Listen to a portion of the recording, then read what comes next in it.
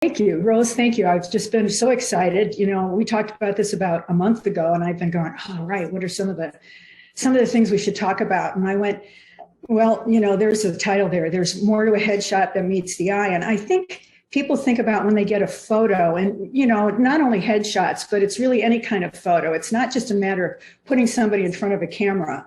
There's a lot that goes or should go into it so that you get the right results. And it's about marketing. You know, everything is about digital marketing now. So it's important that you put your best foot forward, I guess you could say. And Preston and I were in our breakout room, and he mentioned something that I thought was kind of interesting, or was really dead on. He goes, "We're all in the business of marketing first and then selling our product, because unless you're in certain industries, it's really hard to door knock anymore," which I started out way back when, door knocking, walking the streets and, you know, saying hi to people and that type of thing. So without going any further into that, let's get started. Now, anything I'm going to talk about today has to do with any photographer you hire. Anytime you want a headshot. I'm not here to sell myself, although that would be pretty good, but it's really a background on what you need to know about when you go into a headshot to make it a better experience for you and the photographer. So let's get going. All right, there we go. All right, so one of the first things that we all need to do when we go into any kind of a situation where we need to know who we are and what we are is to define what our goals are. So it's like, why and how are these photos going to be used? Most of my clients use them first for LinkedIn, but then they don't think beyond that. They don't think about their business cards or proposals or any number of reasons why you'd want to use a photo. Another thing that I think is also pretty important is why people don't have their headshots done. Now, who here, and I can't see hands go up, but who here has ever heard of socophobia? All right, well, I hadn't heard it. I have no idea how I found it, but that is a fear of having your picture taken. So there's actually a phobia about it. And I found 95% of the clients that I work with before we start into a photo shoot is they're just afraid to have their photo taken. There's all kinds of things they don't know about. What do they wear? How do they pose? How do they look? You know, they go, "Oh my God, you know, I don't take good pictures." Well, I can tell you that 95% of the people I work with tell me they don't take good pictures. Well, if that's the case, they haven't hired the right photographer. So let's go into that a little bit more. Now, these are my 48-hour rule. There are basically three things that I talk to my clients about before a headshot, and that's within 48 hours before. One of them is get enough sleep. The other is take enough water. And both of those reasons are so that your skin is plump, that you don't look tired and haggard, and partying. Now, I didn't want to use the word for that, but the alcohol, partying is something that we really need to be sensitive about at least the day before, probably 2 days before, because that can really age your face, dehydrate you, and you know, it just doesn't come across as well. Then we go into pre-planning. One of the first questions is, what do I wear? All right, what you wear depends a lot about your business. And if you're as good looking as Scott, you don't need to worry. Oh, no. Scott's always fixed up. Anyway, how Scott is dressed has a lot to do with his brand. You know, I've never seen him show up with a sleeveless T-shirt or anything like that. It's absolutely his brand. And what I think is interesting too is that your brand extends beyond your headshot. It extends to your networking. It extends to anybody that you see on a screen. So just keep that in mind. So wardrobe, again, is appropriate to what your business is. And that could be, sports. I have a lot of clients who have open neck polos. And what else can we do? Well, anyway, you know, what business are you in? How do you want to look? How do you want to project yourself to your clients? Now, the personal side of it is a couple little tweaks there. One is men, for instance, make sure you shave soon enough or not so close to the photo shoot that you are raw and red. You know what your face looks like. Now, women, and this is going to sound weird, and I do it anytime I do my own headshot, and I always advise my clients, this is weird, take a razor and just at least razor off your little, what I call face fuzz, peach fuzz, because believe it or not, what happens is with the light coming behind you, that will show up. And two things. One is you'll be able to see it. Two is it's going to make your face look bigger. So that should be motivation enough. Along the lines of personal and wardrobe, it's, do you wear a lot of jewelry? Well, I tend to wear small jewelry, but if you're in the jewelry business, you may want to wear something that shows off the product that you're in. What I do say is that don't do anything that distracts from your face, because when you're doing a headshot that you're going to be using, for instance, for LinkedIn, you don't want something that people go, oh, wow, look at those earrings. Or, wow, look at that brightly colored striped tie that I can't keep my eyes off of. So anyway, just think about whatever you wear, don't wear something that detracts from your face, because that's why you're there. Now, location, there are really three options. There's studio, on location, or virtual, which we'll talk about later. Now, within those different locations, again, it's a background that you want to make sure doesn't detract from you. Now, what I love about Scott's background is he just looks like he's got rays coming out from behind him. Well, we all know him, and we know that that's absolutely accurate. So with your location, again, figure something that's not that busy. What I have going on behind me, it's too busy for a photo shoot. I usually have a plain fabric of some sort, or I have a couple plain walls here. Anyway, so that's it for location. Now, posing, that's another thing that people are really uncomfortable about. Posing is the job of two people, but primarily it's my job. Yeah, thank you, Scott. Primarily it's my job to help the client pose. All in one piece, please. What? What? Okay, all right, so anyway, so for instance, this photo, this was a virtual photo, and I worked with her because she wanted a branding shoot, and we wanted something relaxed. She went to her kitchen, she had a cup of coffee, and it was the perfect photo for what she's doing. Now, that wasn't a headshot.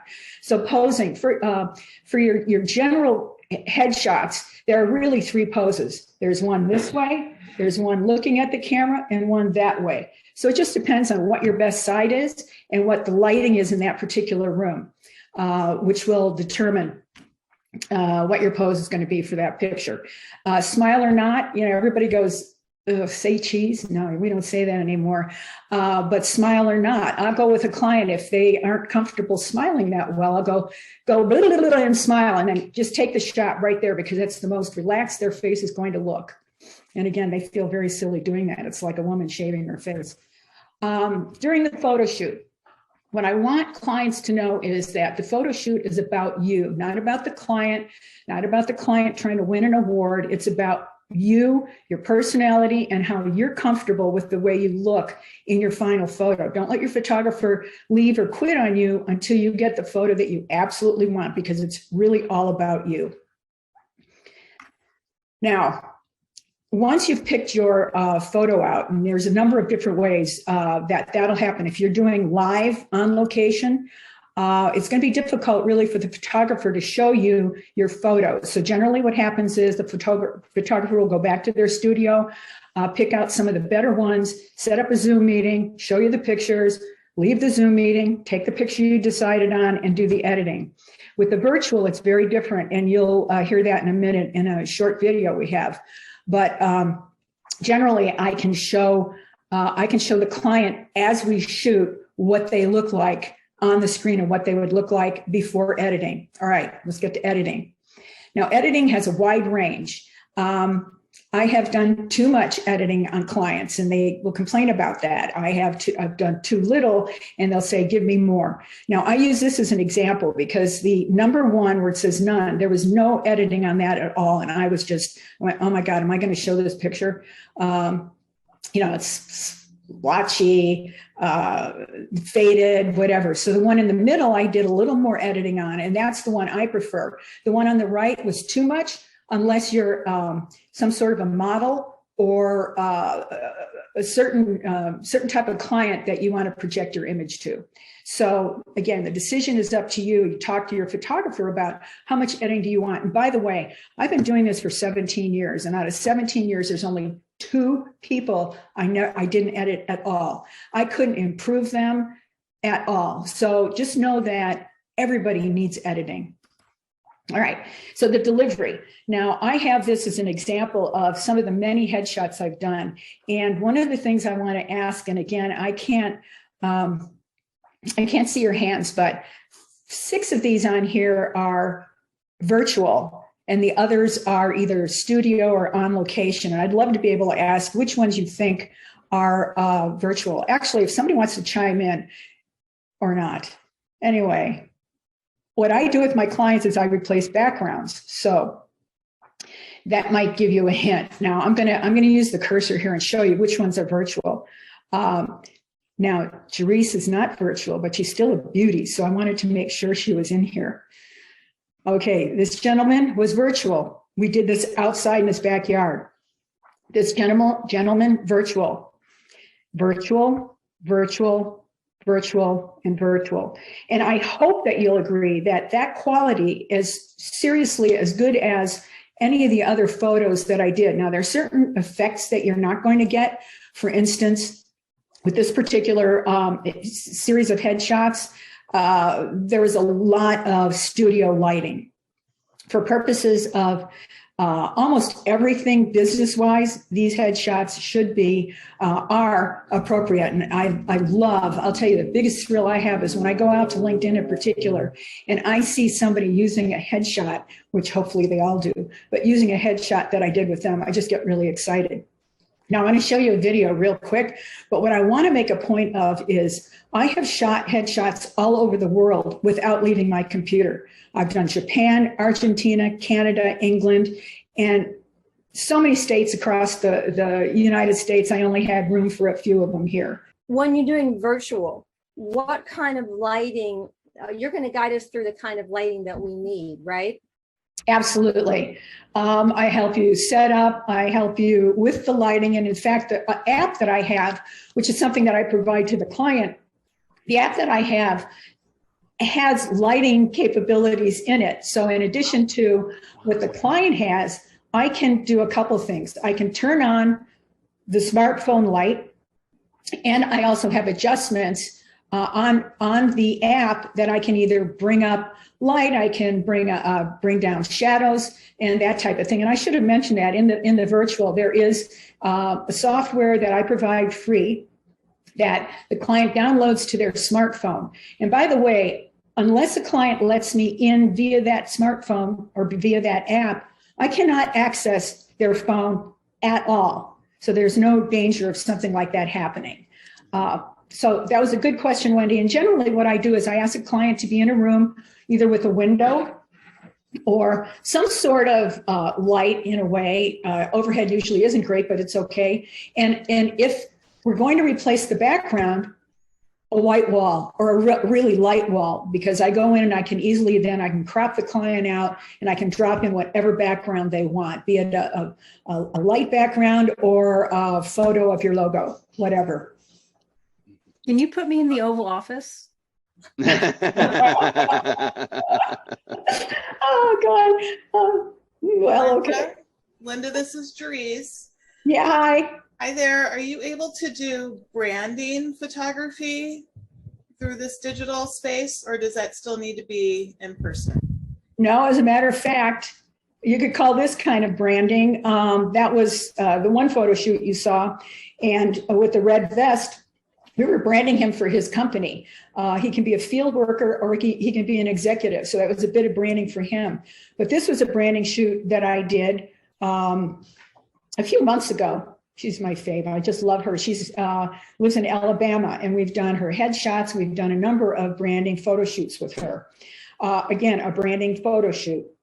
I did one not too long ago with a tango dancer, and we had so much fun stuff that we did with her, you know, being flamboyant to very pensive, looking out a window in some of her tango clothing. So no, branding is definitely an opportunity not to be missed. Excellent. Bravo, bravo. Thank you so much, Linda. Yeah, thank you, guys. Thank you, Rose.